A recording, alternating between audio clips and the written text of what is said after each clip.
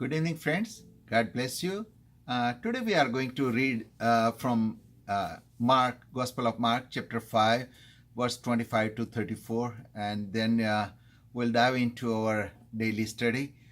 And a woman was there who had been subject to bleeding for 12 years. She had suffered a great deal under the care of many doctors and had spent all she had. Yet instead of getting better, she grew worse.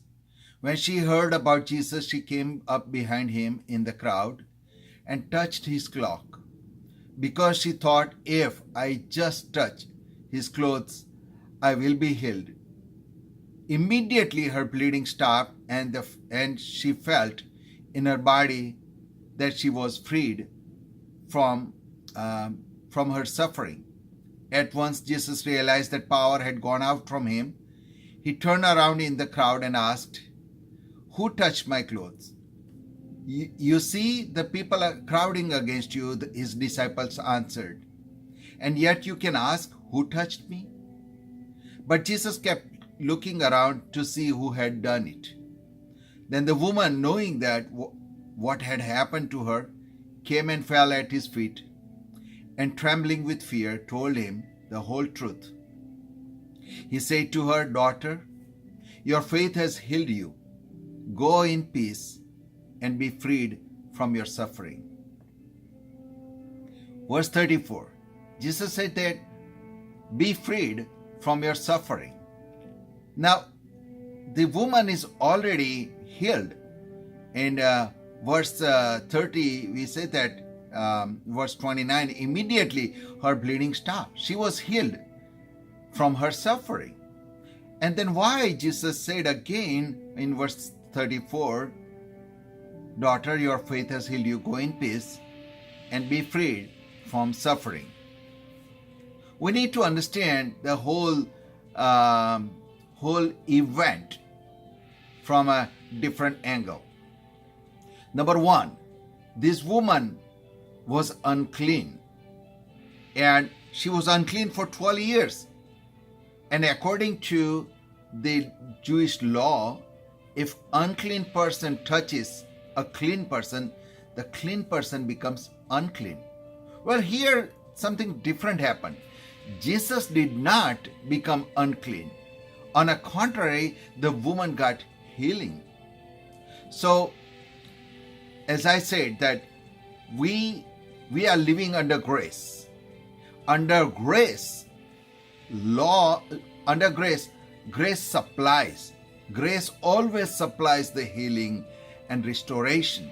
Under law always demands, "Thou shalt not touch," in this case, where grace says that, "Come to me and you will be healed." So law demands, grace supplies. Jesus Christ came here with grace and mercy to provide us life of abundance. The second thing, that she was free. She got freed after she touched Jesus, but still she was trembling. Why she was trembling? Because now what happened, she is not an unknown person, because now she came because she was unclean. She should not be in a public gathering. She should not be in the crowd, but she came and she touched. Now she knows that, oh my God, now everybody knows that I am unclean person here. She had fear took over. Even she got healing, she was fearful. And friends, it is devil's trick in your and my life that we are freed from every bondage, from every chain, from every sickness, from every condemnation, and still we tremble because we are afraid what will happen. And then Jesus said very significant thing. He says, "Daughter, it's been a long time. 12 years she was unclean. She was cast out from people. She was away from population. Nobody has touched her because people will become unclean." She was missing that recognition. And Jesus called her, "Daughter, is it possible that you might be feeling so distant from God? that how can God will accept me as his child? Friends, God is calling you, my son, my daughter. And then Jesus said a very interesting thing. Go in peace. Now, in English translation, we says in. But if the word for in Greek is eis. Eis means into. So Jesus is saying that not go in peace, go into peace. Now, this is just like you struggle enough. You have struggled 12 years, you struggle. Now enter, go into. I don't know why it is not translated as go into, because the Greek word says eis means into. Go into peace. Enter into God's peace. And the peace word here is used, a Greek word is called irene, and it is actually a Hebrew word shalom.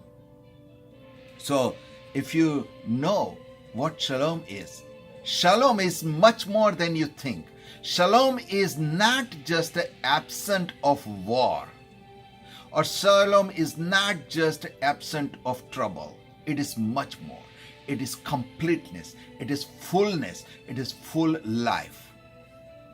And if you use the Hebrew alphabet, how shalom is written, you know that there are 4 alphabets is being used in a Hebrew language.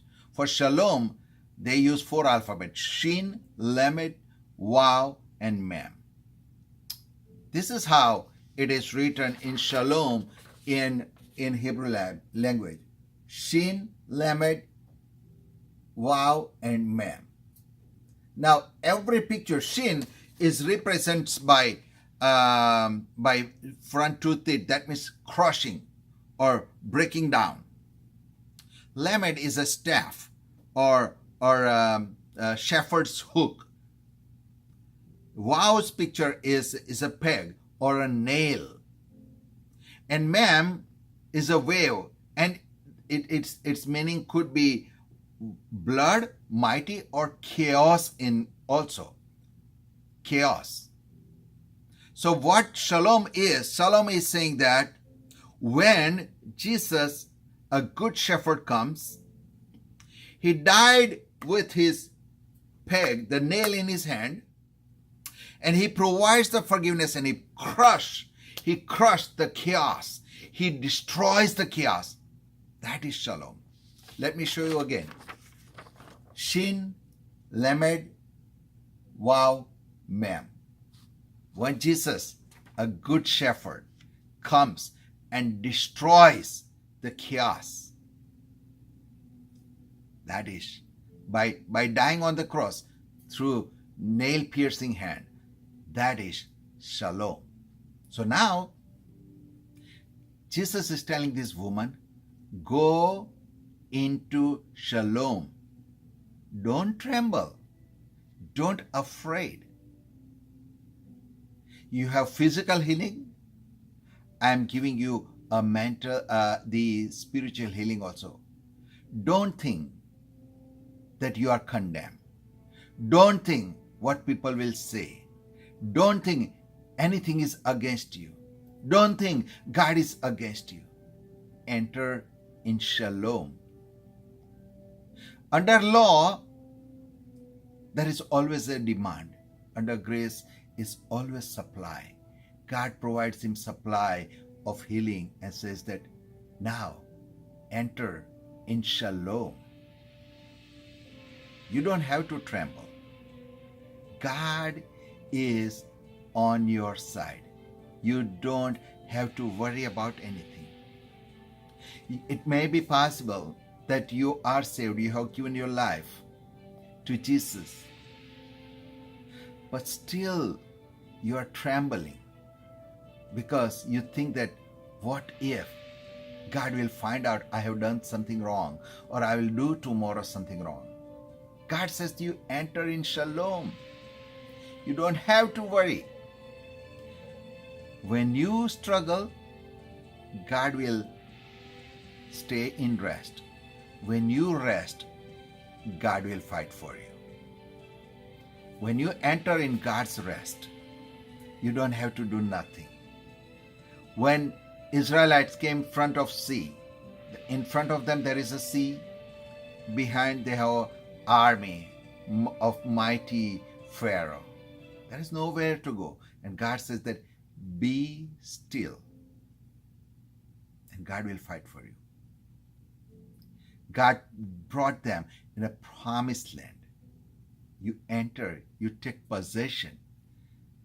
When you give your life to Jesus, don't fall into trap of devil.